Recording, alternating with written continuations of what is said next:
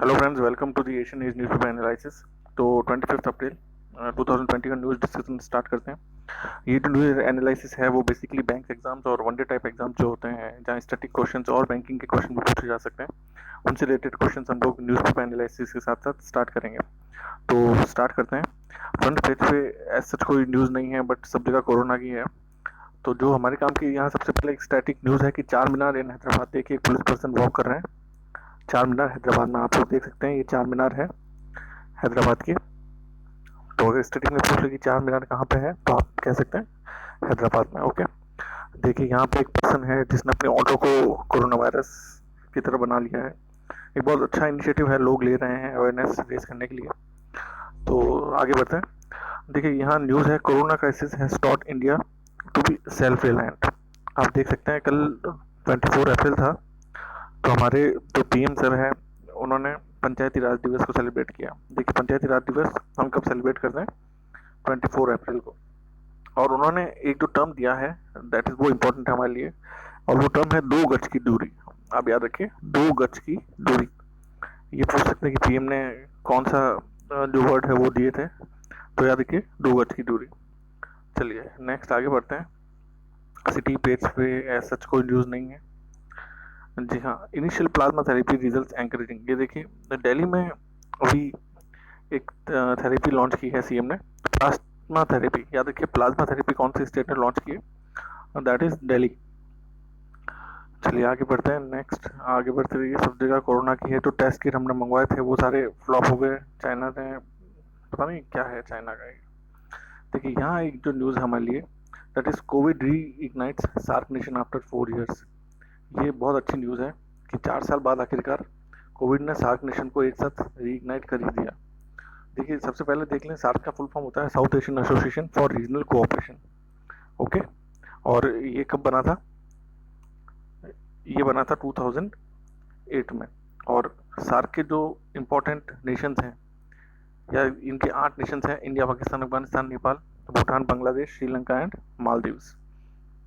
Okay, याद रखिएगा SAARC में 8 इंपॉर्टेंट नेशंस हैं, India, Pakistan, Afghanistan, Nepal, Bhutan, Bangladesh, Sri Lanka and Maldives. Next देखिए, सार्क ने कोविड इंफॉर्मेशन एक्सचेंज प्लेटफॉर्म बनाया है जिसका नाम है कोइनेक्स। आपसे पूछ सकते हैं कि कोइनेक्स रिसेंटली न्यूज में था, वो क्या है।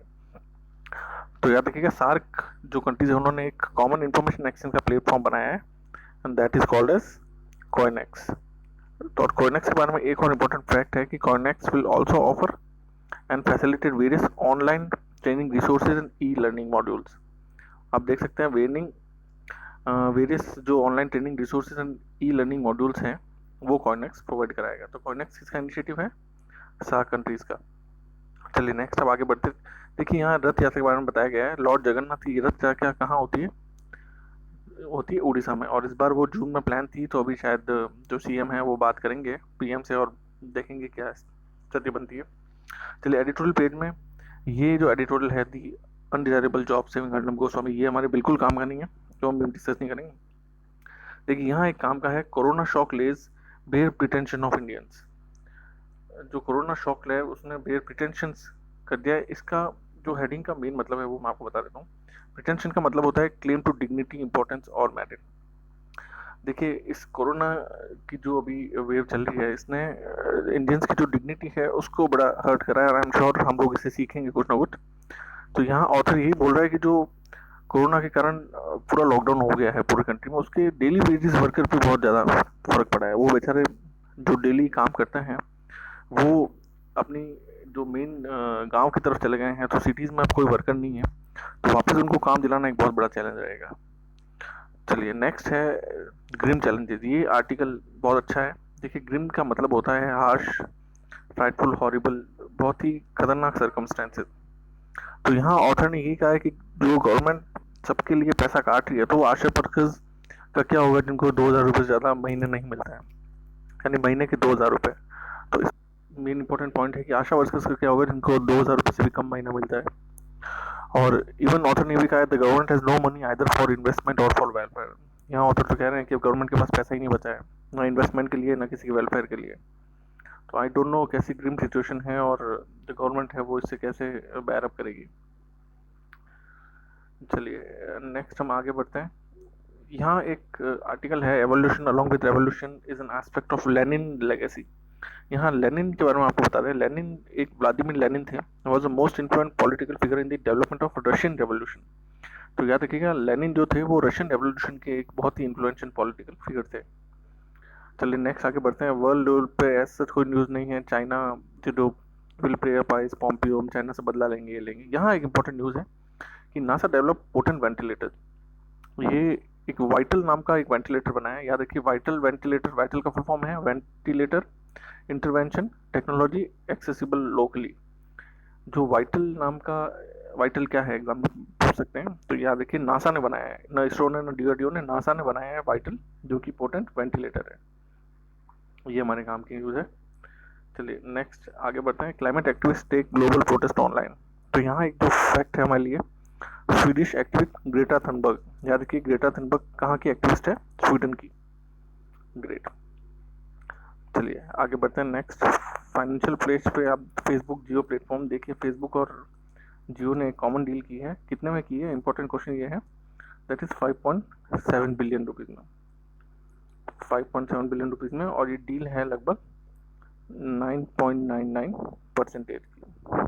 शेयर जो एक्वायर है वो फेसबुक करेगा रिलायंस जियो के। याद रखिए, 10 भी नहीं, 5.99। चलिए, और यहाँ एक न्यूज़ है कि हमारा फॉरेक्स रिजर्व है वो 3.09 बिलियन से बढ़ के अब 479.57 बिलियन हो गया है। लाइक अप्रोक्स 480 बिलियन हो गया है। याद रखिएगा, हमारा फॉरेक्स रिजर्व है वो 480 बिलियन, अप्रोक्स 480 बिलियन हो गया है।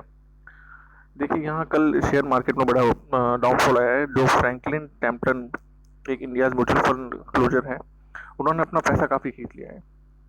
देखिए, Franklin Templeton mutual fund close में 6 स्कीम बंद कर दी अपनी, like Franklin India low duration fund, Franklin India ultra short bond fund. ऐसी 6 जो उनकी ऑर्गेनाइजेशन थी, जो कंपनी थी, उन्होंने सारी बंद कर दी। तो इससे काफ़ी सेंसेक्स नीचे की तरफ लुढ़क गया और 535 पॉइंट्स पे टूटा। तो याद रखिए, एग्जाम में पूछ सकते हैं कि अभी रिसेंट कंपनी थी जिन्होंने लॉकडाउन में अपने सारे शेयर्स पुल कर लिए, तो that company name was Franklin Templeton. चलिए यहाँ पे देखिए, एक स्कीम के बारे में है, फेम 2। ये इंपॉर्टेंट स्कीम है, faster adoption and manufacturing of electric and hybrid vehicle. ये 2019 में सेंट्रल गवर्नमेंट ने लॉन्च की थी। याद रखिए, और इसमें हमने जो हमारा टारगेट था वो 7,000 e buses, 5 lakh e 3 wheelers, 55,000 e cars and 10 lakh e 2 wheelers procure करने का है। तो ये फेम स्कीम याद रखिए कब लॉन्च हुई थी? 2019 में। और यहाँ इंश्योरेंस कंपनीज भी प्रॉफिट में नहीं है, but LIC is in profit. LIC ने 2.29% जो है वो ग्रोथ रजिस्टर की है, वो भी इस लॉकडाउन पीरियड में। ग्रेट। यहाँ पे एक वर्ड है, अमेजोन ने भी रिसेंटली एक लोकल शॉप्स नाम का प्लेटफॉर्म ऑर्गेनाइज किया है। तो आपसे पूछ सकते हैं कि लोकल शॉप का जो कॉन्सेप्ट है वो भी कौन लेके आया था? तो याद रखिएगा, अमेजोन लेके आया था। वनडे टाइप बैंकिंग एग्जाम में से पूछ सकते हैं। स्पोर्ट्स पेज पे ऐसा कोई न्यूज़ नहीं है। कल सचिन तेंदुलकर का बर्थडे था तो सबने विश किया है। यहाँ एक लास्ट न्यूज़ है, वाडा वांट्स आंसर फ्रॉम चाइना। तो वाडा का फुल फॉर्म है वर्ल्ड एंटी डोपिंग एजेंसी। वाडा का हेडक्वार्टर कहाँ है, ये आप मुझे कमेंट सेक्शन में लिख के बताएं। So that is it friends, आज का news analysis. So thank you and have a nice day, all the very best.